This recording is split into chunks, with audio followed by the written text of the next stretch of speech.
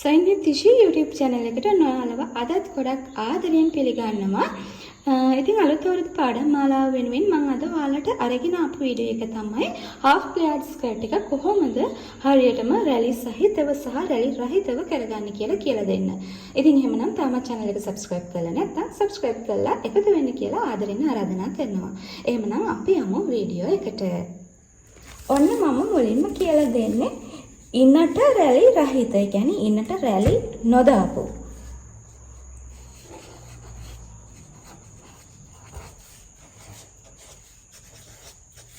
ඉන්නට රැලි නොමැති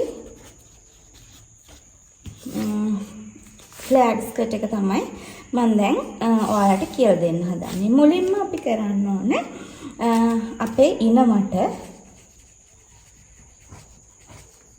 ඉනවට බෙදන්න ඕනේ අඟල් 3න්. ඒ කියන්නේ මේ අඟල් 3 කියන්නේ සම්මත ඕනම කෙනෙකුට ඒ අඟල් 3 ප්‍රමාණවත්.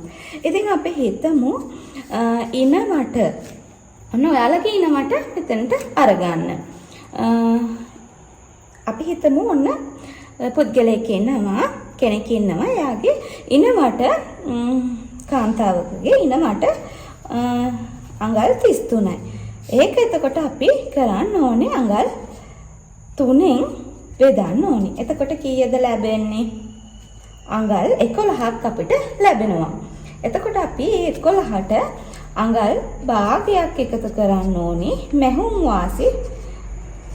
වාසි විදිහට. එතකොට පිළිතුර 11 මාරයි. අඟල් 11 මාරයි. මේක තමයි ඉනට රැලි නොමැති ෆ්ලෑට් ස්කර්ට් එකක මිමි ගණනය කරන විදිහ. ඉතින් මම අද ඔයාලට කොලයක මේ මිමි ලකුණු කරලා කපා ගන්න විදිහ කියලා දෙන්නම්. මෙන්න මේ විදිහට රෙදි කොටස, අපි මේක රෙදි කොටස කියලා හිතාගමු. මේ විදිහට දෙකට නවා ගන්නවා. මම අද ලොකුවට විස්තර කරන්නේ නැහැ. කලිනුත් මම ෆ්ලෑට් ස්කර්ට් එක කරලා තියෙන නිසා. ඉතින් මේ විදිහට දෙකට නවා ගත්තා. නවාගෙන අපි කරන්න අවශ්‍ය වෙන්නේ මෙන්න මේ විදිහට. මෙන්න මේ විදිහට නැවතත් නවා ගන්නවා. ඉතින් ෆ්ලෑට් සාය මහනකොට මේ රෙදි නවා ගන්න විදිය ඔයාලා දැන් ගන්නවා.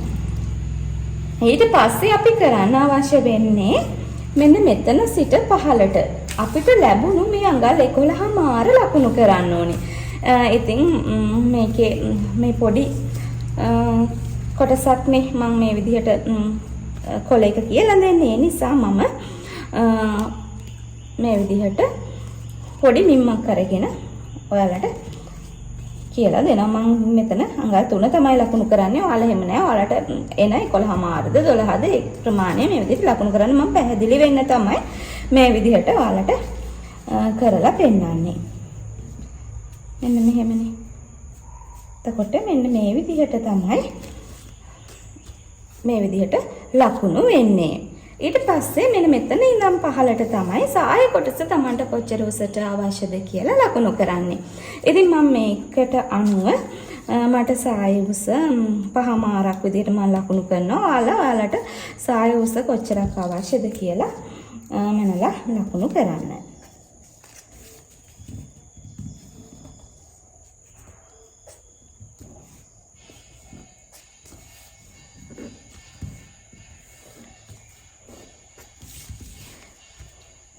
මේ රේඛා දෙකේ මෙන්න මේ විදිහට අපිට පුළුවන් යා කරගන්න.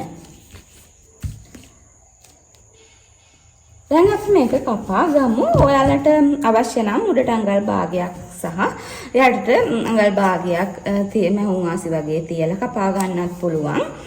ඉතින් මේ විදිහට සායේ උස කොච්චරක් අවශ්‍යද කියලා ලකුණු කරනකොට යට වාටිය නැමෙන්න ඕනි අඟල් ගානක් එක්කම එකතු කරලා යටින් මේ ලකුණු කරන්න. ඉතින් ඊට පස්සේ මෙන්න මේ විදිහට තමයි ඉන කොටස කපා ගන්න. ඊට පස්සේ යටින් මේ විදිහට සාය යට කොටස මේ විදිහට කපා ගමු.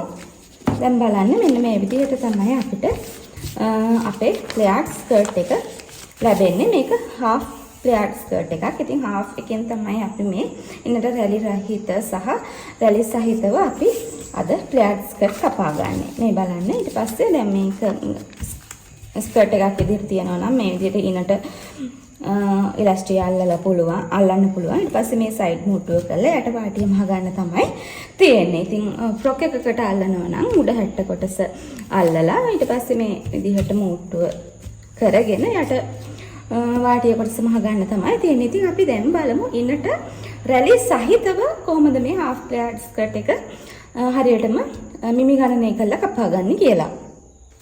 ඉන්නට රැලි සහිත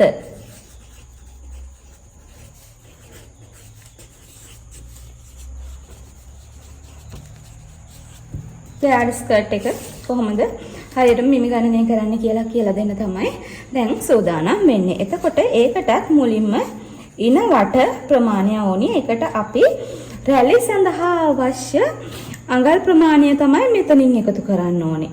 ඒ කියන්නේ රැලි වලට අවශ්‍ය අඟල් ප්‍රමාණය තමයි මෙතන ඉදිරියෙන් එකතු කරන්නේ. එතකොට අපි හිතමු රැලි සඳහා අඟල් 5ක් 6ක් 7ක් ඒ වගේ අවශ්‍යයි කියලා. අපි දැනට අඟල් 5 දාගමු. ඊට පස්සේ මේක අපි කලින් විදිහටම අඟල් 3න් තමයි බෙදන්නේ. එතකොට මේ මෙතන අපි එකතු කරන අඟල් ප්‍රමාණය වැඩි වෙන්න ඉන්නට ලැබෙන රැලි ප්‍රමාණය වැඩි වෙන එක තමයි වෙන්නේ. මේ ප්‍රමාණය අඩු වෙන්න ඉන්නට ලැබෙන රැලි ප්‍රමාණය අඩු වීමක් තමයි සිද්ධ වෙන්නේ. ඉතින් අපි හිතමු අපි ගන්න කෙනාගේ ඉන ඔන්න කලින් වගේම ඉන අඟල් 33ක් විදිහට අපි ගමු. ඉන කොටස 33යි මට අවශ්‍ය වෙනවා රැලි සඳහා අඟල් 9ක් මම ගන්නවා. ඊට පස්සේ මේක 3ෙන් බෙදන්න තමයි තියෙන්නේ. අඟල් 3. එතකොට 33යි 9යි අඟල් 42ක් ලැබෙනවා. ඒක අපි 3ෙන් බෙදුවාම අඟල් 14ක් තමයි ලැබෙන්නේ. ඉතින් මේකට අපිට පුළුවන් තව අඟල් භාගයක් මෙහෙම වාසි විදිහට එකතු කරලා අඟල් 14මාර අපිට පුළුවන් ඉන කොටසේ ලකුණු කරන්න. අපි දැන් ඒකත් කපා ගන්න විදිහ බලමු ඉනට රැලි සහිත half flared skirt එක. මේකෙදිත් අපි කලින් වගේම මේ විදිහට රෙදි කොටසක් කියලා මේක හිතන්න. මේ විදිහට මේ කොලේ මන් දෙකට නවා ගන්නවා. නවලා අපිට පුළුවන් නැවතත් මෙන්න මේ විදිහට නවා ගන්න. මෙහි අපි ඉහළ සිට පහළට අපිට ලැබුණේ අඟල් 14මාර. අපි ඒක මේ විදිහට ලකුණු කරනවා. මම කලින් විදිහටම මේ විදිහට පොඩි මිම්මක් අරගෙන ලකුණු කරලා පෙන්නනවා ඔයාලට. ඔන්න අපේ ඉන කොටස මේ විදිහට ලැබෙනවා.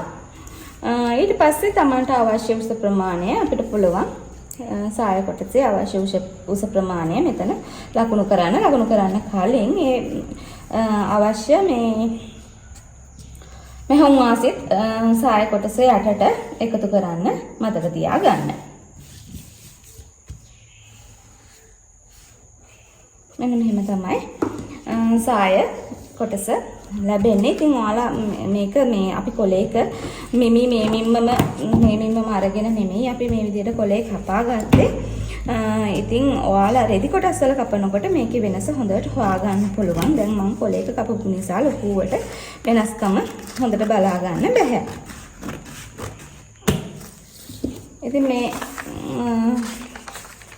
ස්කර්ට් කොටසත් මෙන්න මේ විදිහටම තමයි ලැබෙන්නේ. මේ විදිහට ලැබෙනවා. ඊට පස්සේ ඉතින් ඔයාලට මේ විදිහට සයිඩ් එක මුට්ටු කරලා එයාට වාටිය කොටස මහගත්තාම ඒ ස්කර්ට් එක ලැබෙනවා. ඉතින් ඔන්න අද අපි කතා කළේ අලුත් අවුරුදු පාඩම් මාලාව වෙනුවෙන් ඔයාලා ෆ්ලෑට් ස්කර්ට් එකක් මහන්න බලාපොරොත්තු වෙමින් ඉන්නවා නම් ඔන්න ඔයාලට ගොඩක් වැදගත් දෙයක් තමයි අද අපි කතා කළේ. ඉනට රැලි සහිත සහ ඉනට රැලි රහිත half flared skirt එක කොහොමද කපා ගන්න කියලා තමයි මම අද ඔයාලට කියලා දුන්නේ. ඉතින් අලුත් අවුරුදු පාඩම් මාලාව වෙනුවෙන් ගොඩක් වැදගත් වීඩියෝ එකක් වෙන්න ඇති කියලා මම හිතනවා. ඉතින් එහෙමනම් තවත් දවසක අපි අලුත් වීඩියෝ එකකින් හමු වෙමු. එහෙමනම් හැමෝටම සුබ දවසක්.